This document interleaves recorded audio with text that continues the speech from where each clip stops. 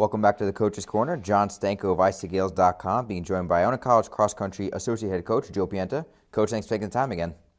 Well, I appreciate being here. We brought you back for a second interview. You passed the first test, so now you're back. Well, I'll try not to ruin it this time, but Ricardo's going to be back tonight, so you'll get him back to liven up the videos for you. You bring plenty of energy, so no need to worry there. Talking about this opening weekend, both the men's and women's programs took second place at the Mare season opener. And touching back on last week, a little bit of a callback. How do you feel the ship ran in its maiden voyage of 2017? Well, it didn't sink. I thought there's some real positives from the meet. There's some things we need to work on heading into some more important meets for us. The championship season. I think when we get to the championship season, there's going to be a time for us to kind of tell the kids, run to the hills, run for your lives, and that sort of thing. And they'll have that opportunity to really push the envelope. At this meet, we were trying to be a little bit more controlled, and they did a good job of that. I think we need to still kind of break out of the comfort zone with racing. Because when you're out there, you're racing other people and you're racing with your teammates, but it's really just you and your mind and your body.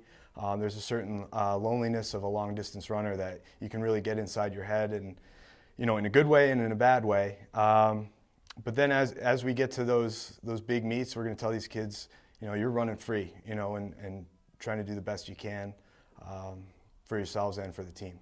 Senior Danielle Martino took first place individually in the women's race.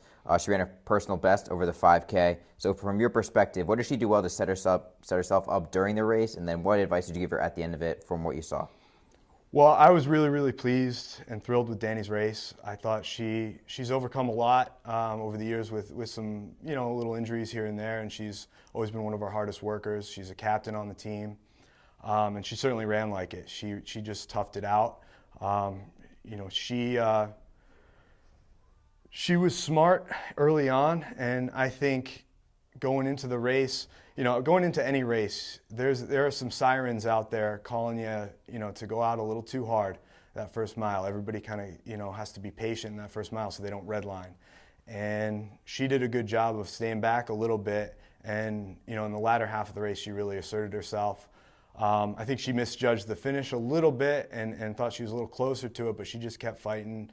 She had a good battle with the other girl in the race, and I thought she held off. There was a Marist girl charging. The Marist women look really good. And that'll send a message to our team that we need to be prepared for MAC championships. You mentioned Danielle approaching the red line early in the race. So for those who don't know, what does approaching the red line mean? Well, so you can easily go out a little too hard in a race, and you kind of go, if you start going into oxygen debt too early, it becomes a lot tougher to manage later in the race, where you're just fatigued and almost straining a little too much. And so you have to balance, and you have to, for the average runner, pace yourself. It's that simple, but it's very easy to get sucked out. And she did a good job of not doing too much of that, staying back in that first mile.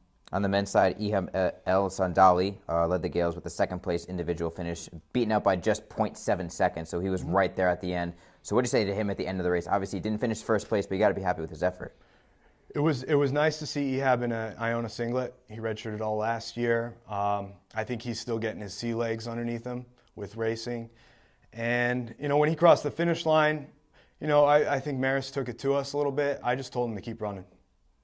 He got across that line. I just said, keep running.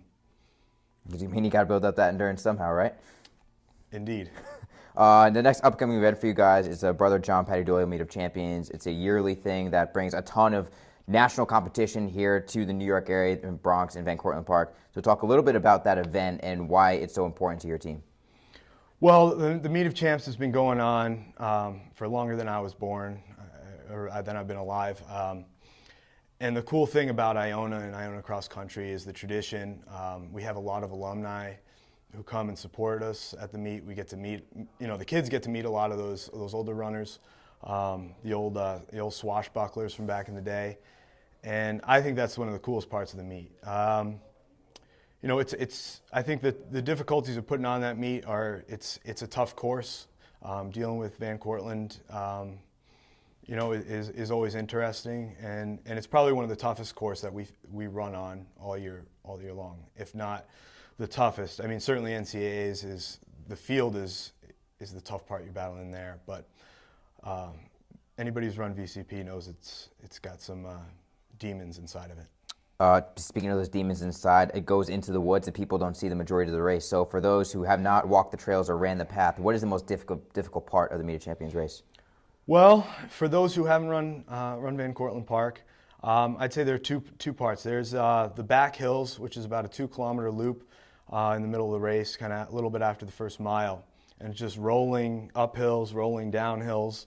So you have to have some athletes with high constitutions to be able to handle those hills. But you know, depending on the day, you know, you're out running ghouls, goblins, hill trolls, maybe a storm giant or two back there, and you know, so I would recommend imbibing a potion of haste or something like that to get yourself through there. But then I think the toughest part of the race comes after that, at Cemetery Hill. The great and gallant Liam D once called it unrunnable, and I believe he may have been speaking about the steep, sharp terrain of the hill. But being named Cemetery Hill, legend has it, there's a great necromancer, a dark wizard, who patrols the area. And you're in that necromancer's graces if he decides to cast some spells. So I would definitely run through there with a ward stone or two, maybe a scroll of magic protection. Hopefully people can have their inventory packs ready to go and tackle all those tough tasks. Gael Nation can cheer on the maroon and gold at Van Cortlandt Park in the Bronx on Friday, September 15th. Coach Pienta, appreciate the time and best of luck going forward. Well, I appreciate it. May Oceanus and Tethys shine their radiant light so that all may see the surface.